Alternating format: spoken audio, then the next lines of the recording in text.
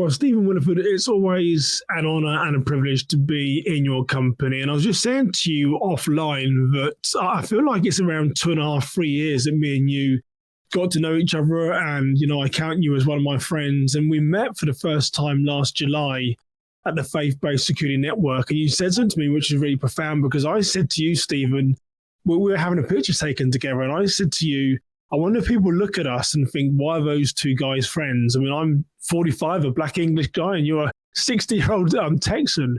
And you said something to me which is really profound. You looked at me and you said, Simon, I don't think we're really much different, are we? And it was a great moment, Stephen, because it made me to pause and reflect. And it was true. There's actually more that joins me and you together, more similarities than what we have differences. So I want to thank you for giving me that sort of my mindset check, because I'm honoured and privileged to count you as one of my friends. And we are, worlds apart, but we're no different, Stephen. Well, I think what we have most in common is we were both created by an awesome God, and we know that God. And that's what matters the most in this world, is that we are God's creation.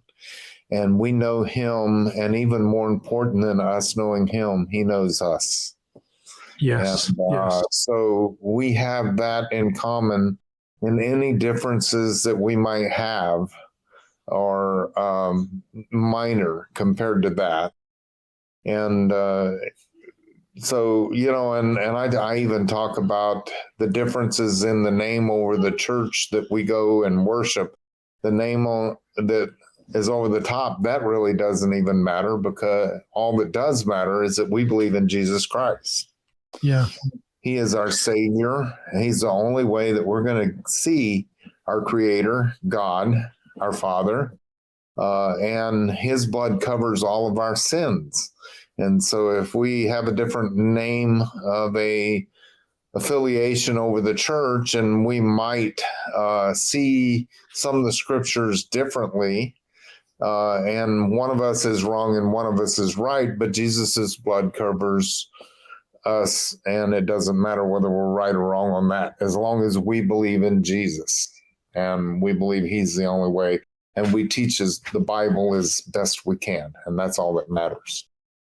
And, I think me and you, Stephen, and Mo probably had 2 or 3 podcast episodes together. I forget, but I'll drop the links below, because I always say that Stephen's sort of upbringing or early years are very similar to Job. I mean, you had a lot thrown at you. So, I mean, I wasn't surprised that you were the person that was there on that November's day in Sutherland Springs, because, your life journey really was saying, you're going to go on to, or not only go on to great things, but you're going to be in and around some tragedies, and you have the willpower and strength to come through. And I think, Stephen, I'd like to sort of start off with a little bit about the gun owners of America. So, I mean, when I met you, a little bit of it was new for me when we met at the FBSN event in Missouri last year. So maybe a couple of questions, really. What is the Gun Owners of America? And then how did you get involved in it, Stephen, post the Sutherland Springs tragedy? Well, GOA, or Gun Owners of America, is a no compromise, very singular focused, fighting for our rights to keep and bear arms, fighting for our Constitution, our Second Amendment. And we believe that when the founding fathers said shall not be infringed, it means exactly that, shall not be infringed. We don't believe that there should be an ATF, which is a federal agency to regulate specifically our right to own a gun. And nowhere else in the Constitution do they have a federal law enforcement agency to regulate the ownership of something, or the right to do something that's part of the Bill of Rights. The Bill of Rights, people don't understand. The Bill of Rights, i.e. the Second Amendment, is not a freedom granted to us by our government. That's not what the Second Amendment does. Instead, the Second Amendment is preventing the government from regulating a God-given right to self-defense. And we recognize that at Gun Owners of America, and we are fighting first to stop any new legislation that might infringe upon that right. And we are also dedicated to fight and overturn and regain the freedoms that we have already lost. People don't realize how many freedoms that we have lost. And the Gun Owners of America, it's really interesting. And they are not a faith-based organization, but all of our board members are Christians, and that matters. So when I did my first event with Gun Owners of America, I went to speak at the Second Amendment Caucus in Washington, D.C. I got to speak to congressmen, men and women, 22 of them. And I gave my testimony to them and my testimony for Christ to them. And after it was over, I was back at my hotel and I called our senior vice president, Eric Pratt. And I asked Eric what he thought. I said, consider this a post-event analysis because I don't know where I stand in GOA. And he said tonight was perfect. I didn't know how they were going to feel about my Christian faith being on display. And he said, although we are a very narrow focused on our protecting our Second Amendment, we are Christians.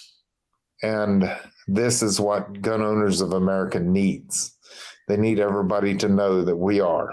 And so I said, then I do have a home. How I got to be working for Gun Owners of America is the fight here in Texas to expand our freedoms, to regain our right to constitutionally carry in Texas. And that's a big one for me, is to be able to carry a gun either openly or concealed without a permit. Because my Second Amendment is my permit to carry a gun. And yeah, I was great to say that because Minnesota, where I am, you need the permit to carry. I don't know how many states there are, Stephen, where you don't, but obviously Texas is one of them. Yeah, actually, I did mine 2 weekends ago, something like that. You do the 4 or 5 hour course for the permit to carry. Well, now I think we're up to 27 or 28 states that are actually constitutional carry states or permitless carry states. And some of the states we're still working on that are constitutional or permitless carry states, like Florida, you can carry a gun without a permit, but it has to be concealed. There are other states that you can carry a gun without a permit, but it needs to be concealed, which is really kind of funny that they both look at it at a different angle. And it really should be a constitutional carry, meaning you don't need a permit to carry either concealed or open.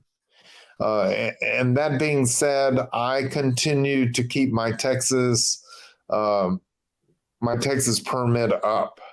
I have a permit to carry in the state of Texas, and I choose to keep it current because it does a couple of things. It allows that we have reciprocity with 30-something other states, meaning those other states recognize the Texas permit to carry. So when I travel and I speak, I'm going to Iowa day after tomorrow, and I'm going to be speaking in Iowa. And generally, somebody from that area will take a gun for me. I don't carry one at the airport, but someone from GOA that I'm meeting will hand me a gun to be able to carry while I'm in Iowa because they recognize my permit. And so that's important for me to have a Texas permit so that the states with reciprocity that I go and visit, I can carry there also. And then also, if I go to purchase a gun in the state of Texas, You don't have to go through the background checks and things like that if you already have a permit, because they do background checks on you when you get your permit.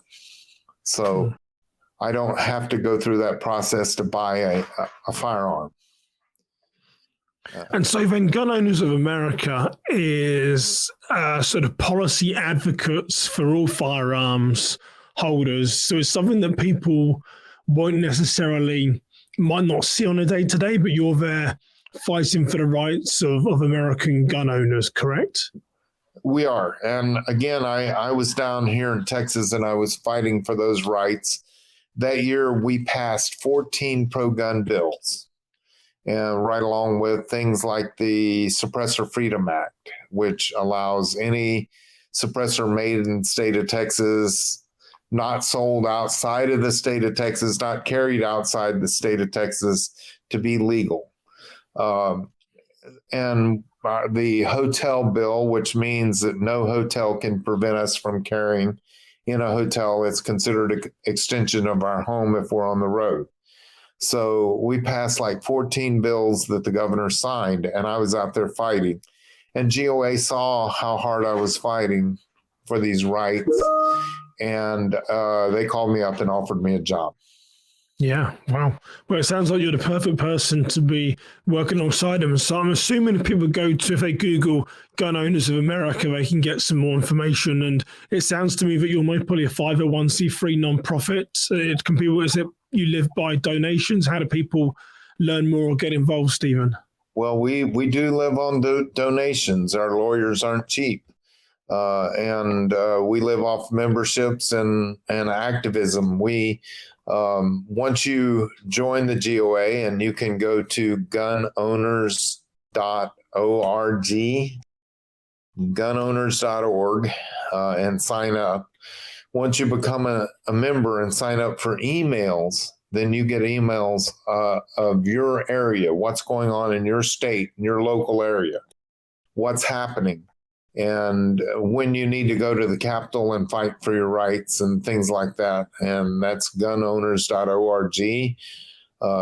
1 year membership is only $25 a year. And we also have Patriot memberships and life memberships also. So just a good example, what has recently happened with the pistol brace. And if people don't know, a pistol brace on an AR-15, if it's got a barrel that's shorter than 16 inches, then it's considered a pistol. And the ATF said it's okay to have a pistol brace to be able to brace on your arm. And it was mainly first designed for so handicapped veterans or anyone else could say if they only had one arm, it would brace a pistol to be able, so that they could shoot an AR pistol. And that's what it was designed for. And so the ATF said that's fine. It's good. It does not violate any law. And Joe Biden decided that he would change that, and he instructed the ATF to redefine the pistol brace as a short-barreled rifle. Therefore, under the NFA Act, National Firearms Act, it became illegal. They just redefined it and made it illegal after up to 40 million of them were sold. They just decided to make them illegal. And everyone that owned a pistol brace now, if they don't register it or destroy it, they become a felon overnight as of June 1. Well, we filed lawsuits. And we got Ken Paxton in the state of Texas also. And we're not just a Texas organization, we're a national organization. So, but we filed with Texas, Ken Paxton, our attorney general, because Ken Paxton is very friendly to the Second Amendment. And he also filed with Texas a lawsuit against it.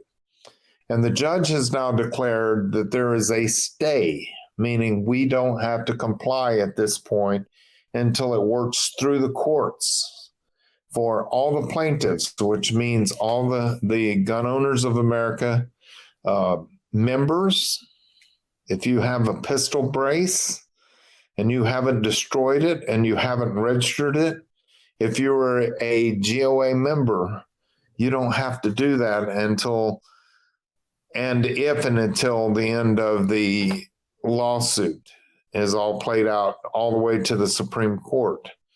So we think we will overturn that rule in the Supreme Court. Now, we were fighting for this nationwide. We didn't want it just to be for GOA members. But that's what the judge ruled, is for the plaintiffs. And also with the state of Texas, because Ken Paxton signed that complaint. So all state employees of the state of Texas are exempt from having to comply to that also. And that has really done one thing really well for us, is it's signed on a lot of new members. Because yes, I'm sure people with pistol braces are saying, let me sign up to GOA so the ATF won't be knocking at my door. Yeah. Well, if there's 40 million sold, you could grow millionfold overnight, couldn't you? So it's great. Well, it was really interesting to hear about that, and that there's an organisation out there fighting for people's rights. If they want to learn more, they can go to either Google it or go to the website that Stephen mentioned to learn more about the Gun Owners of America and how it's protecting our rights without us even really knowing about it, fighting for our cause. So I'm excited for people to reach out for you there, Stephen. And I want to move a little bit on to now your book. If you've got your book as well, people are watching on YouTube. I've got Stephen's book in my hand. You've got yours, Stephen. There you go. So I spoke to Stephen and his daughter, I think a couple of years ago, Stephen, didn't we, about this, a town called Sutherland Springs, about getting this book launched. And so I was really excited to have it in my hand and have read the book. I think I shared in my Facebook group, if you're in there, but when I read it, it was one of those books that I couldn't put down. And it's like, I know the ending to the story, I know your personal story, but I just couldn't put the book down. And there's some interesting things in there, Stephen. So what I want to really encourage people to do to buy, I'm going to drop a link below. So it's called A Town Called Sutherland Springs, Faith and Heroism Through Tragedy. So there'll be a link in the show notes for you to go and buy the book on Amazon. But what surprised me, maybe, Stephen, about the book is I didn't realize there was going to be so much personal reflections in there and stuff about your life. And I spoke to you about how you proposed to your wife was in there, and that really intrigued me. And I think a lot of men that listen to this might get a kick out of that story. So tell us a little bit about how you proposed to your wife, because I found it quite funny when I heard as to how it came about. I find that it's a good icebreaker when you have a bunch of couples together to ask the question, how did you propose? Because my proposal didn't go any way that I thought it would go. So I decided that I was going to propose to my wife, and I was going to be a hopeless romantic. And what I was going to do is first, my wife had a Jeep Wrangler hardtop. And for her birthday, I bought her a bikini top for the Jeep Wrangler, which you could pull the top off and you can pull the doors off. And a bikini top just goes over it's a cloth top that just goes over the driver's seat and the passenger seat and just kind of over the roll bar. And I decided that I was going to invite her for a day to the beach. And so I was going to ask her to marry me on the beach with the sun rising. And I think it was Hurricane Gilbert had hit the Texas coast just 2 days before. And I didn't realize that I was going to run down to, I realized that Hurricane Gilbert but I didn't know exactly what that meant. And so that morning I got up early and I had washed her Jeep and waxed it the day before. That way it would kind of be sealed from the salt and the sand and stuff. And I told my mother that I was going to, I told my mother because I wanted advice whether I should buy a ring for my girlfriend before I ask her, or whether I should wait. My wife is a very practical person. I could wait and get her to help me pick the ring out. And my mom said, why don't you give her your grandmother's wedding ring as a engagement ring. And I said, well, that's an option, and I'll let her choose that. And so my mom knew already that I was going to ask my girlfriend to marry me. And mom said, come down early for breakfast. So we get at my mom's house at 4:00 in the morning. And my wife walked in. This is a little funny part of it. My wife and I walked in to have breakfast with mom and dad, and mom had bacon, eggs, biscuits, homemade biscuits and gravy. And my wife said, you shouldn't have gone to all this trouble. And my mom said, oh, I get up every morning and have breakfast for my husband before he leaves for work. And my wife looked across the table at me and said, if we ever get married, that won't happen. Because it was 4:00 in the morning, and I almost choked on my on my breakfast when she said that, holding back a laugh. But we got down to the coast, and it wasn't the pristine setting that I thought it would be, because they had crews picking up trash and oil, that had washed up on the beach, the tar and stuff from the oil and everything that had washed up on the beach from the hurricane. And it was just a mess, and people everywhere. And it's like, this is not the place to ask her to marry me. And so I was looking the whole day for the opportunity to ask her to marry me. And we went out to lunch, and then we went and hit a bunch of antiques stores, because that's what she loved to do. And by the time we got back, we were coming home, and I said, well, the day didn't turn out the way I wanted it to, so why don't we pick up a movie and go back to my apartment and watch a movie? And we chose a movie called In Search of Noah's Ark. And back then it was a VHS. And I walked into the room, and since we had been in that convertible Jeep all day long, we were sunburnt and windburnt and tired. And I walked in, and she said, I need to go to the bathroom. And she went into the bathroom, and I plugged in the video, and I laid flat on the floor on my back. She walked out from the bathroom, and I was staring at her from flat on my back. And I looked up, and I said, this is the time. I said, will you marry me? And she looked down at me and laughed. It's like, okay, that's not good. She didn't answer. She just laughed. And I said, okay. And she said, I told her, I said, I'm serious. And she said, I know you are. And I said, well, okay. And she said, well, I'm not going to turn you down. Yeah. And I said, well, what does that mean? And she says, that means yes, I guess, but don't tell anybody yet. Yeah. And I said, oh, I got to tell my mom. I explained her the fact, and that mom couldn't even tell dad. And she wanted to tell her parents before it got out very far and wide that we were going to be married. But sunburned, laying on the back, flat on my back, most men get down on one knee. Yeah, well, you're in B shorts as well. I think I read in the book as well. You left that out. So it reminded me, when I was reading it, I told you offline, it reminded me of how I proposed to my wife, because I set up this elaborate weekend and was going to propose, and it didn't happen that way. But I can remember I did, being English and an old gentleman, I called her father and asked for permission to marry his daughter. And I can remember as he hung up the phone, he said, good luck. And I can remember, what does he know that I don't know? Why do I need good luck? And it struck me. Maybe that's what made me nervous for the weekend to propose. I was thinking, what does good luck mean? But it's great, Stephen, because like I said, there's a lot of personal reflections in the book. And it was really nice to see, as you said, such in a sort of tragic story. So the subline is faith and heroism through tragedy. I know a little bit about this book.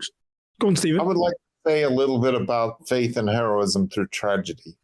Yeah. That line, I was conflicted putting that on because as a subtitle of the book, because I was afraid people would think that I was trying to claim heroism.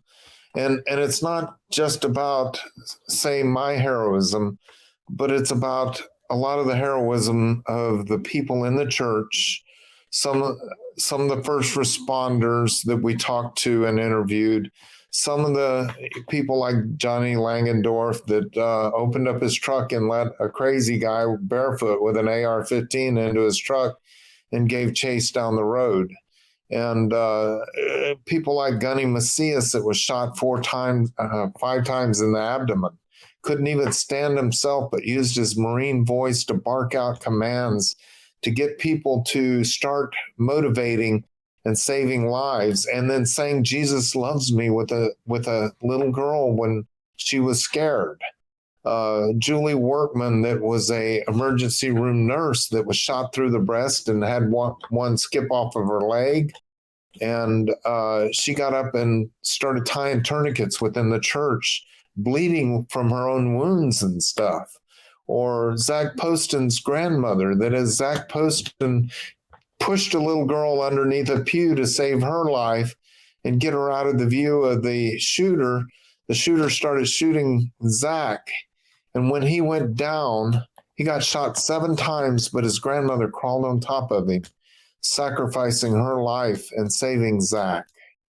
You know, there was heroism that happened throughout my community. And, you know, from the first responders, from the people that ran in, the neighbors that ran in and helped the shooting victims. And, you know, again, that's why I was conflicted of putting that on the cover, because if you don't read the book, you don't realize it's not about me. It's about my community. And I would never live anywhere other than Sutherland Springs, Texas. I never want to. It's a beautiful little town of under 600 people, and I love everybody. I'm 4th generation in this little town. I never want to be anywhere else. And why, Stephen, I know, and that's great for you to share those reflections, and they are all in the book. It's very powerful when you read people's stories. But I know a bit of a background behind the book, and you and Rachel Howard's your daughter who co-authored it with you. Why was it so important for you to write this book? Because it's been a journey to get there. I mean, this year we're coming up to the 6th anniversary of the tragedy. But so why was it so important for you, Stephen, to write this book and share your reflections of that day? Why it's so important is because it's tied God into it so many places. You can tell that God had his hand in on Sutherland Springs before it happened and after it's happened.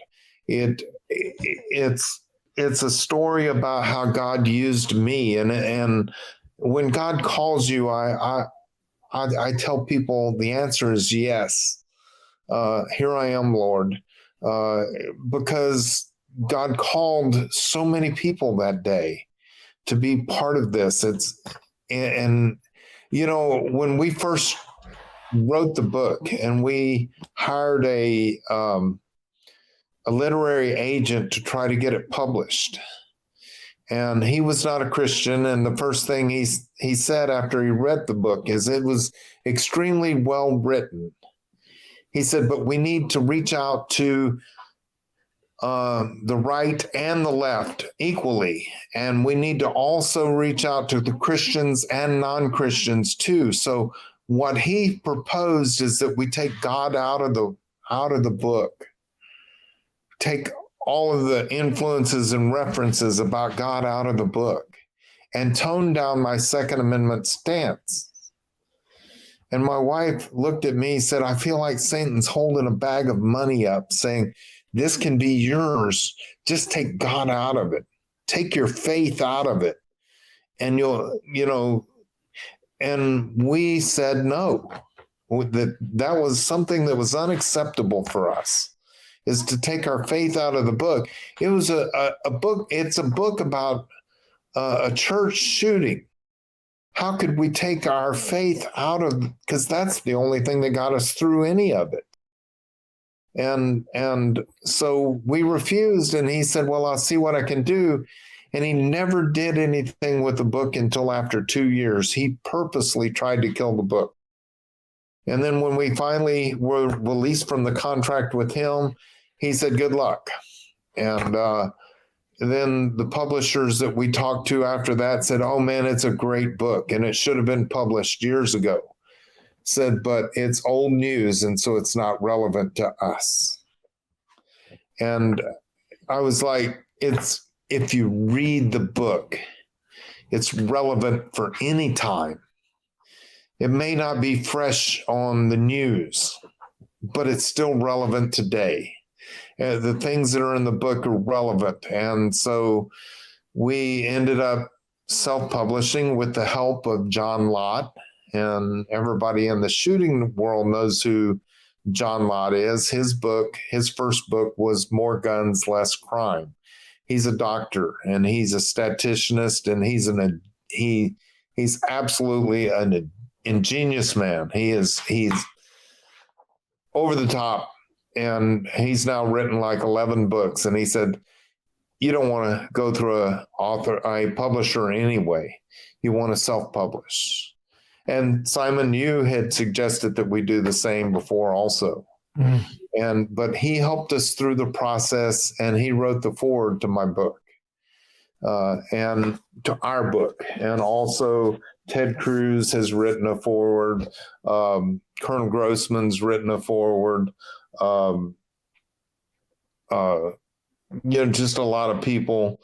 Yeah. Lars Larson and Jack Carr and Dana Loesch, they all wrote blurbs for the book. And it's funny that you say that they, excuse me, people saying it wasn't relevant anymore. I did a webinar only 3 weeks ago about the case study of Sutherland Springs, but I did it through the eyes of understanding the assailant as to, who he was, his background, his lifestyle, choices that had been made by him or for him. And I spoke to Sherry Pomeroy afterwards, and she still says that, she can never get enough knowledge about that day to try and learn what happened and why it happened. So I think your book couldn't have come at more timely time, if that's such a sentence, because there's always so much learning that comes from these situations. So even Sherry Pomeroy herself is saying that she's going to be a lifelong learner for it. So fascinating. Well, one of the things I wanted to cover, Stephen, was one that I found really cool and a tribute was that you went through the victims and shared their stories. And when I interviewed Frank about why he feels he wasn't there and what was God's plan with him, why wasn't he there on that day? You being at home, feeling it was possibly raindrops on the window, and then realised it was gunfire and got your AR and engaged the guy.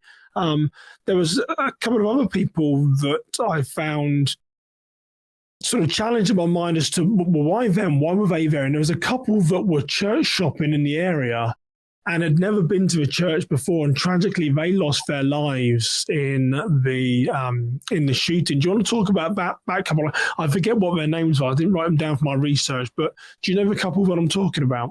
Yes. So he was retired Air Force, and he had just retired, and him and his wife came and visited the church, and they were visiting for the very first time. And it's really interesting.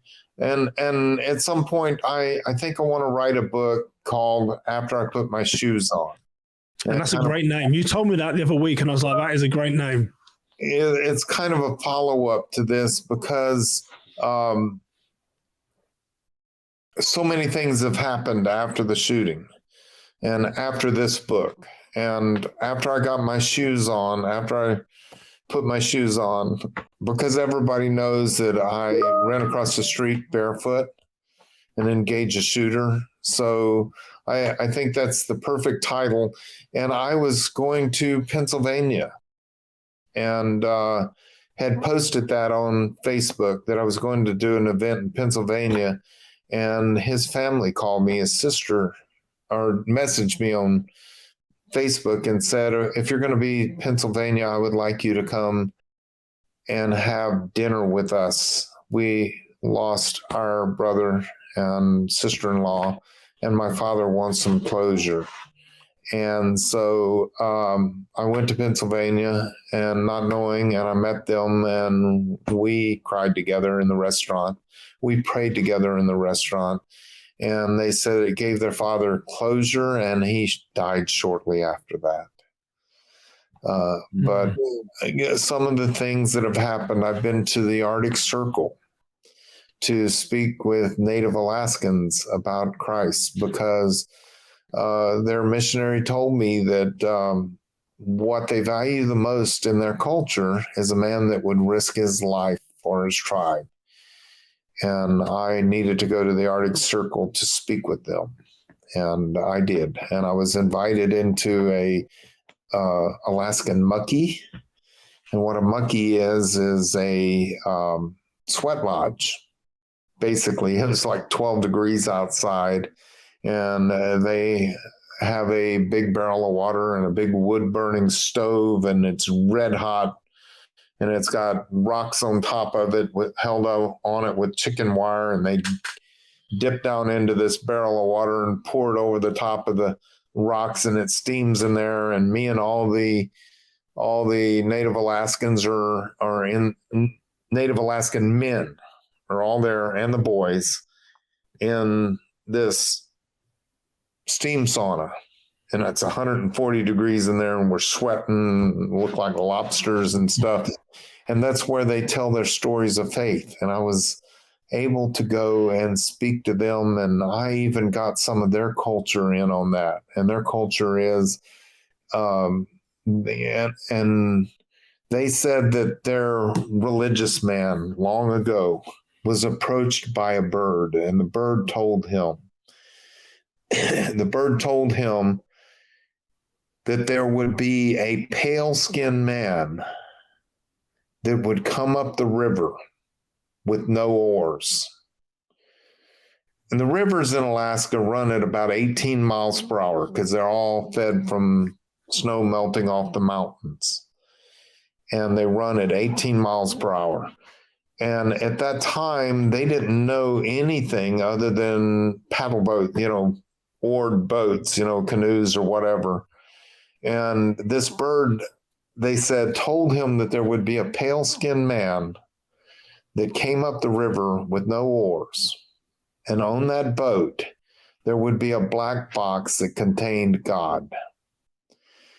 And the explorers that first made contact had a sailing ship, and they were trying to make the Northern Passage. And there was a storm brewing, and so they turned to get their ship out of the storm's path, and they came up the river to get out of the storm. And they were met by these Native Alaskans. And they were amazed by this big ship that came up the river with no oars. And right away they thought this must be what the bird had told him about. They climbed on board, and guess what? These guys kept a Bible in a black box in the cabin of the boat. And that's the story that they told me about their culture. And I was amazed. And then I gave them my story of faith and how God watched over me and sent me over into a battle.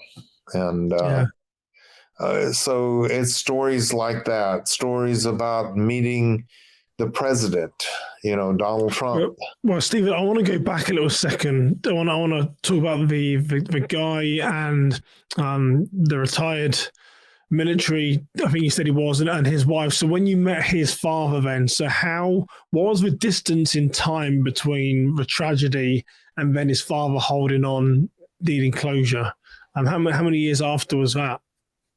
Oh, that was probably a year and a half afterwards. Wow. So his dad needed closure for a year and a half. And then, you get this message, you go and see him. What were your emotions when you were meeting the family? Because I know that you have a lot of emotions yourself surrounding. You wish you'd been able to do more that day, or if you'd got there earlier. I mean, what are you? I feared meeting with them because I didn't know what they wanted, because I was not there in time to save their loved ones. And I feared that you know, uh, I felt helpless, because I was not on time for them to save the people they loved. And so I didn't know how this meeting was going to go. And I prayed about it. And I was up there with survival mindset, training churches with survival mindset. I've done like 8 tours in Pennsylvania. It's my second home. And that's what I was there for. And I had Rick Capozzi with me, which he's the mastermind of survival mindset. And Rick said he would drive me by and Rick had to leave the table when we started talking because Rick got so emotional he had to walk outside. And he didn't know the family. And so he had to walk outside because he was so emotional. He was crying. I didn't see the need for him to do it, but he felt like he was interrupting in something that was beyond him. Yeah. But I talked to them and realized they didn't hold it against me that I wasn't there quicker. They just wanted to meet the man that had stopped the massacre and talk with me and tell me a little bit about them and how when he married his wife, she was not a Christian. And how the family was, I guess, against him marrying someone that was not a Christian, but through faith and their prayers and stuff, she became a strong Christian and became part of the family. And they loved her every bit as much as they loved him. And it was just a walk through that. And we talked about all of that. And they were able to. And then in the end, again, we interviewed all the family members of all the people that died. Well, not all the family, but the family members that we could, about the people that died, and got the stories about who they were and incorporated those into the book because they didn't want their family member to be forgot. And we didn't want that either. And so they gave us the stories of what they wanted the world to know about their loved one. And we tried our best. And after we wrote the stories, then we took what we wrote, my daughter and I, what we wrote, and we took it back to them and said, proofread it, make sure that it's right and it's what you want the world to know and it's well written. And before we printed anything, they had to approve of what was being printed. Yeah, I mean, it's incredibly powerful. And you said something about, I think you said beyond him. And I think when I try and reflect back on that day and, the questions I put before the Lord as to, well, why was this person there? Why was someone not there? And, we're looking at things greater than ourselves. But even as you told that story about being with those men in Alaska when they said that, this fair-skinned male or this white-skinned person is going to come on an oarless boat. I mean, there's just so many different things around there. I mean, you were destined to be that person. I think, Frank and Sherry to be able to share their story of hope and heroism post-fan. I think it was pivotal to the safety of other churches that Frank wasn't there that day because of how he now shares the message. So there's a lot of questions that I have for God around that, but I think when you seek to listen to understand, I think there's a lot of messages there to say, God was there during the moment and God put the right people in place. So Stephen,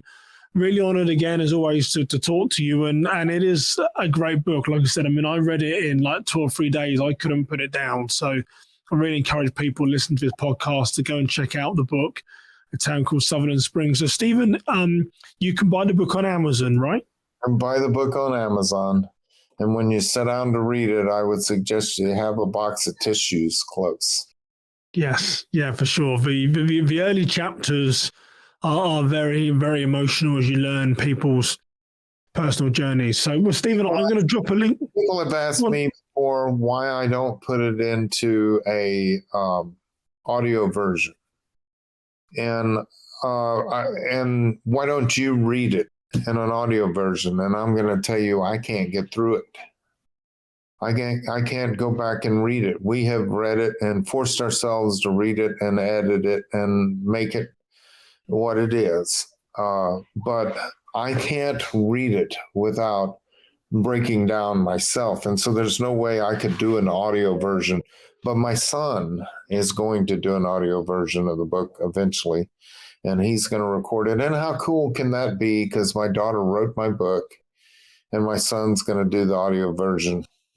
Yeah, it's pretty cool. It's pretty amazing. Well, Stephen, until we meet again in person, thank you for taking time out of your day to be with me. Like I said, it's always an honor and privilege to be in your company, and I love the book. I'll be sharing it with all my network and really encourage people to go and read it, because even 6 years now post the event, there's so much information in there which is going to help people. So, Stephen, thank you for joining me today. Thank you. And God bless.